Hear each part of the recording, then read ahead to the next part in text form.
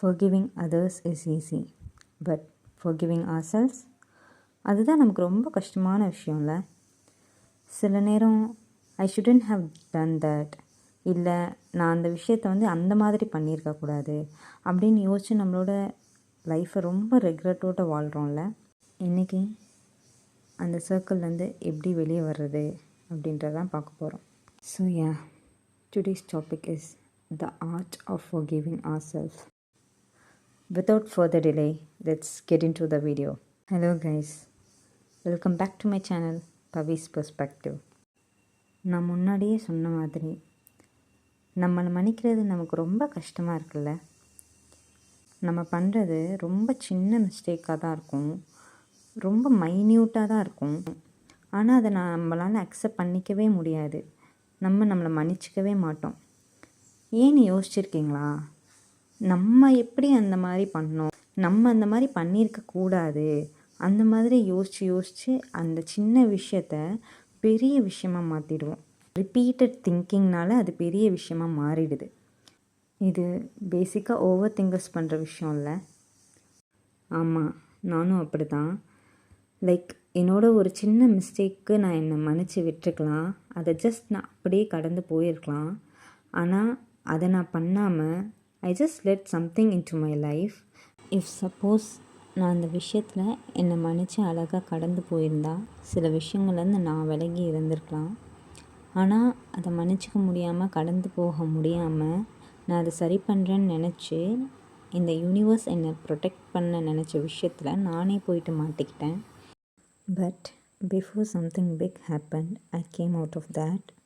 இப்போது நான் திரும்பி பார்த்தா நான் மிஸ்டேக்குன்னு நினச்சிட்டு இருந்த ஒரு விஷயம் ஒன்றுமே இல்லாத மாதிரி இருக்குது. ஆக்சுவலாக அது ஒன்றுமே இல்லை. நம்ம பண்ண அந்த மிஸ்டேக் நம்மளை ஏதோ ஒரு விஷயத்துலேருந்து சேஃப்கார்ட் பண்ணுறதுக்கு கூட இருந்திருக்கலாம். ஆனால் அதை நம்ம அப்படியே ஓகே நம்ம தப்பு பண்ணிட்டோன்னு கடந்து போகாமல் அதை யோசித்து பெரிய விஷயமாக மாற்றி அதுதான் பின்னாடி நம்மளை ப்ராப்ளமில் கொண்டு போயிட்டு விடும்.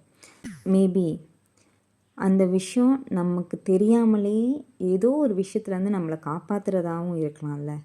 நம்ம மன்னிச்சிக்கிறதுக்கான ஃபர்ஸ்ட் ஸ்டெப் அக்னாலேஜ். உங்களோட மிஸ்டேக்கை அக்செப்ட் பண்ணுங்கள். ஆமாம், இதை நான் மிஸ்டேக் பண்ணிட்டேன் அப்படின்றத அக்செப்ட் பண்ணுங்கள். Second step forgiveness. உங்களுக்குள்ளே நீங்களே சொல்லிக்கோங்க, I know I did mistake, but I will learn from that. Okay, அது ஒன்றும் பிரச்சனை இல்லை. ஏதோ ஒரு விஷயத்துக்காக நீ அந்த டைமில் அந்த மாதிரி பண்ணிட்ட, அது உன் மேலே தப்பாக இருந்தாலுமே ஏதோ ஒரு விஷயத்துலேருந்து அது உன்னை காப்பாற்றுது அப்படின்னு நீங்களே உங்களை forgive பண்ணுங்கள். அண்ட் தேர்ட் ஸ்டெப் இஸ் அதை லெட் கோ பண்ணுங்கள். forgive பண்ணிட்டாலே லெட் கோ பண்ணுறது ரொம்ப ஈஸி. இவ்வளோ சொல்லியும் உங்களுக்கு உங்களை மன்னிச்சிக்க கஷ்டமாக இருந்தால் உங்களோட க்ளோஸ் ஃப்ரெண்ட்ஸ் திங்க் பண்ணி பாருங்கள். க்ளோஸ் ஃப்ரெண்ட்ஸாக இருக்கலாம், இல்லை உங்களுக்கு பிடிச்சவங்களாக இருக்கலாம்.